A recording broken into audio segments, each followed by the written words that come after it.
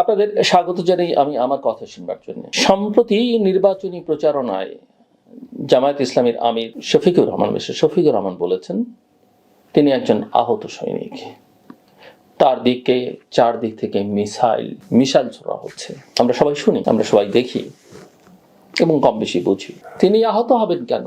আমরা কোনো আহত অসুস্থ কাউকে তো এই রাজনৈতিক লড়াইয়ে সেই অর্থে দেখতে চাই না। তা আমরা চাই সক্ষম মানুষ যারা আগামী দিনে বাংলাদেশকে সামনের দিকে নিয়ে যেতে পারবেন, নেতৃত্ব দিতে পারবেন। অফকোর্স জামাত যদি জিতে তিনি তো প্রধানমন্ত্রী হবার কথা, কিন্তু আমরা আসলে দেখছি কি? আমরা দেখছি যে গুলি ছোড়া বলি, মিসাইল ছোড়া বলি, যাই ছোড়া বলি না কেন, সেটা তারা ছুটছেন তাদের প্রতিপক্ষের দিকে। প্রতিপক্ষ তারা 1971 সালে যারা তাদের প্রতিপক্ষ ছিল, মুক্তিযোদ্ধারা, বাংলাদেশের স্বাধীনতাকামী মানুষ। বিএনপির প্রতিষ্ঠাতা একজন বীর মুক্তিযোদ্ধা। এই দলটিতে অস্ত্র হাতে যুদ্ধ করা মানুষের সংখ্যা সবচাইতে বেশি, যে কোনো দলের চাইতে। আওয়ামী লীগ তো আছেই, তারা স্বাধীনতা যুদ্ধে আন্দোলনে সংগ্রামে নেতৃত্বে ছিল, তারা তাদের আক্রমণ করছেন।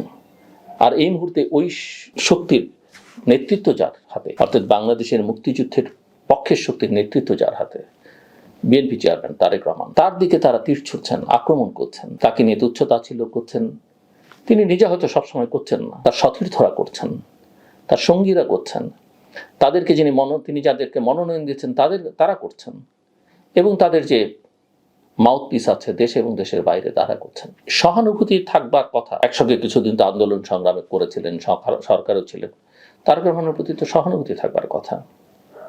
দীর্ঘদিন তিনি নির্বাসনে ছিলেন, দেশের বাইরে থাকতে বাধ্য হয়েছেন, নিপীড়ন নির্যাতনের শিকার হয়েছেন, কিছুদিন আগে মা মারা গেছেন, এবং যিনি বাংলাদেশের অবিসংবাদিত নেত্রী, তিনবারের প্রধানমন্ত্রী, আপসীন নেত্রী তারেক রহমান এই নির্বাসনকালীন সময় তার ভাইকে হারিয়েছেন। তার প্রতি তো এক ধরনের রেসপেক্ট থাকবার কথা। জামায়াতের নেতা কর্মী বা তার মিত্ররা সেই রেসপেক্ট কি গত 17-18 মাসে দেখিয়েছেন? একবারও, একদমই না। বরং উল্টো দিক থেকে তারেক রহমান, বিএনপি, তারা তাদের প্রতি সহানুভূতি দেখিয়েছে।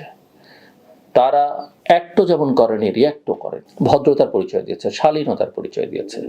বিএনপির মতো এত বড় রাজনৈতিক দলের পক্ষে কি এই যে সামাজিক যোগাযোগ মাধ্যমে যে ফাইটটা, এই যে বট বাহিনী, এবং এই বট বাহিনীর সংখ্যা আপনারা জানেন, শুনলে অবাক হবেন।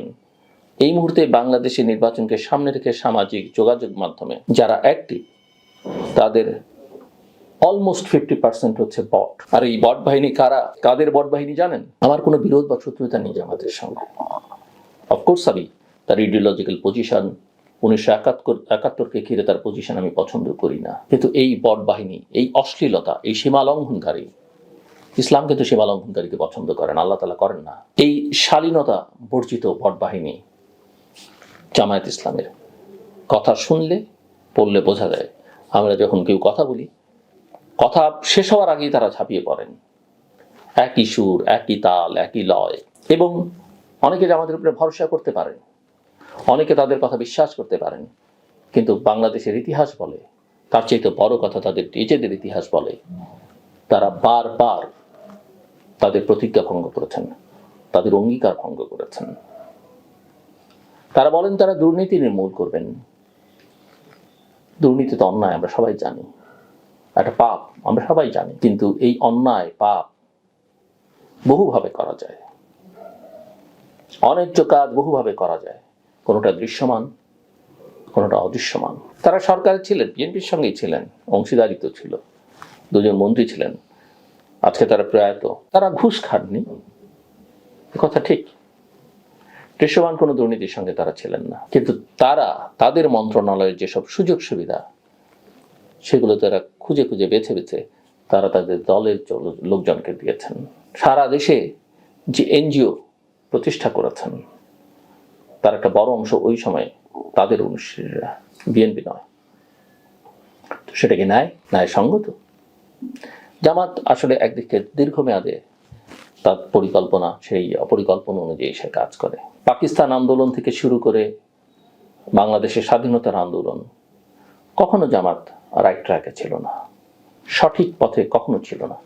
স্বাধীনতোত্তর বাংলাদেশে হুসেন মোহাম্মদ এরশাদ যখন সেনা শাসন জারি করেন, সেই শাসনের বিরুদ্ধে বাংলাদেশের সকল রাজনৈতিক দল আন্দোলন করেছে, সংগ্রাম করেছে। জামাতও সেই আন্দোলনে ছিল।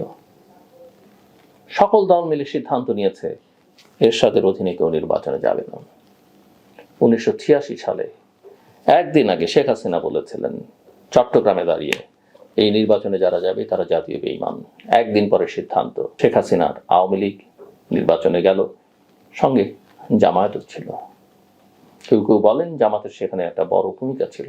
এবং 2008-এর নির্বাচন, যেই নির্বাচনটিতে মোটামুটি পরিষ্কার হয়ে গেছিল শেষ প্রান্তে এসে যে বিএনপিকে হারিয়ে দেয়া হবে, জামাত ইনসিস্ট করলো নানা সার্ভে টার্ভে দেখিয়ে তারাই জিতবে এবং বিএনপিকে নির্বাচনে রাখতে বাধ্য করলো এই জামাত।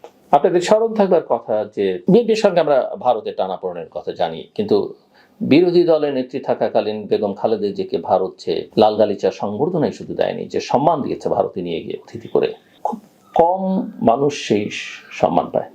কিন্তু সেখান থেকে ফিরে এসে বেগম জিয়া ভারতীয় রাষ্ট্রপতি, ভারতের প্রতি আমাদের রাগ, ক্ষোভ, কষ্ট, অভিযোগের সীমা নেই। আমারও নেই, আমি অনেক করেছি, ভবিষ্যতে করবো, এখনো করবো। কিন্তু সত্য তো সত্যই, ভারতের রাষ্ট্রপতি যখন আসলেন তার সঙ্গে স্ক্যাজুল থাকা সত্ত্বেও, প্রোগ্রাম থাকা সত্ত্বেও বেগম খালেদা জিয়া দেখা করলেন না, আসলে দেখা করতে পারলেন না। জামাত তাকে বাধ্য করেছিল দেখা না করবার জন্য। এবং যে কারণে আমি বলি, ওই যে জামাত আজকে তার উত্থান, তারা দীর্ঘকাল সাফার করেছে অবশ্যই শেখ হাসিনার শাসন আমলে, তাদের নেতাদের দণ্ড দেওয়া হচ্ছে। আমি যুদ্ধাপরাধের বিচারের বিরোধী নই, কিন্তু বিচারের প্রক্রিয়া নিয়ে আমার তখনও প্রশ্ন ছিল। কিন্তু তার ছাত্রলীগ আওয়ামী লীগের মধ্যে ঢুকে আজকে তার যে উত্থান, যে কারণে আমি অনেকদিন বেশ কয়েকবার বলেছি যে বিএনপির আসলে খুঁজে বের করতে হবে বিএনপির ভেতরে জামাতের হয়ে কারা কাজ করছে। নইলে বিএনপিকে মাঝে মধ্যেই নানা ভুলের ফাঁদে পা দিতে হবে। এবং বিএনপির মতো দলের এই ভুল দেশের জন্য, জাতির জন্য অনেক বড় ক্ষতিকর কারণ হয়ে দাঁড়াতে পারে।